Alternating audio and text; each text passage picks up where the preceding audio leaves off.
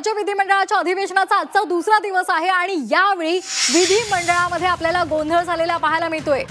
आताची महत्त्वाची बातमी, लोणीकरांच्या वक्तव्यावरून विधानसभेत गदारोळ झालेला आहे। विधानसभेचं कामकाज काही वेळासाठी तहकूब करण्यात आलेलं आहे।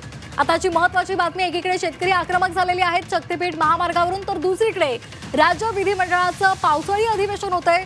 आजचा दुसरा दिवस आहे आणि या अधिवेशनात लोणीकरांच्या वक्तव्यावरून विधानसभेत गदारोळ पाहायला मिळालाय। शेतकरी अन्नदाता सण करणारा अध्यक्ष महाराज, या राज्याच्या मुख्यमंत्र्यांनी या राज्याच्या शेतकऱ्यांची जाहीर माफी या सभागृहात मागितली पाहिजे। अध्यक्ष महाराज, ज्या पद्धतीनं सातत्यानं मोदी तुमचा बाप असेल, शेतकऱ्यांचा बाप होऊ शकत नाही अध्यक्ष महाराज, आणि या पद्धतीनं ज्या पद्धतीचं वक्तव्य हेच अध्यक्ष महाराज अजिबात नाही चालणार। अध्यक्ष महाराज, याच्यावर कारवाई झाली पाहिजे। जे सन्मान्य सदस्य आहेत तुमच्याकडनं असंसदीय भाषेचा उपयोग होणं मला काय बरोबर वाटत नाही। हे चुकीचं आहे, हे चुकीचं आहे। दिनांक 30 जून 2025 पासून काय करताय तुम्ही, काय करताय, काय योग्य नाही,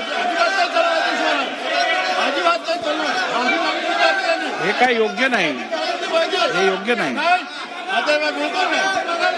हे योग्य नाही। हे बरोबर नाही, बरोबर नाही। दिनांक 30 जून 2000 हे चुकीचं आहे, चुकीचं आहे।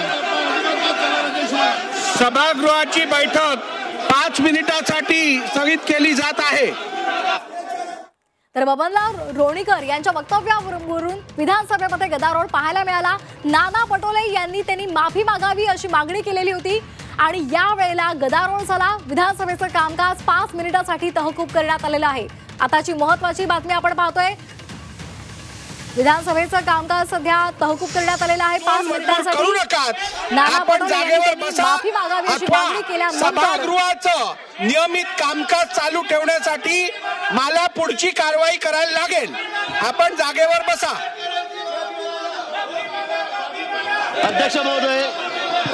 अध्यक्ष महोदय,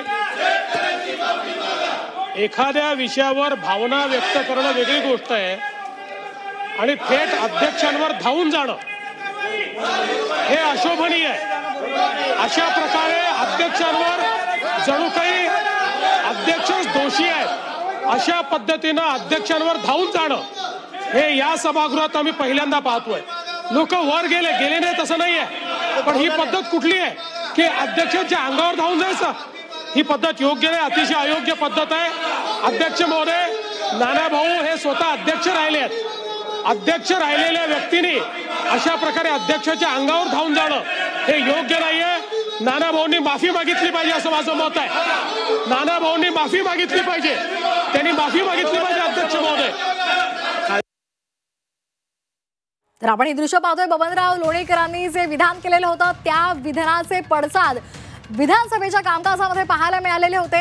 नाना पटोले यांनी या संदर्भात प्रश्न उपस्थित केलेला होता आणि बबनराव लोणीकरांच्या वतीनं त्यांनी माफी मागावी अशी मागणी सुद्धा त्यांनी केलेली होती। लोणीकरांनी माफी मागावी असं नाना पटोले यांनी म्हटलेलं होतं आणि त्यानंतर विधानसभेमध्ये गदारोळ झालेला आहे आणि सध्या हे कामकाज तहकूब केल्यानंतर पुन्हा एकदा सुरू झालेलं आहे।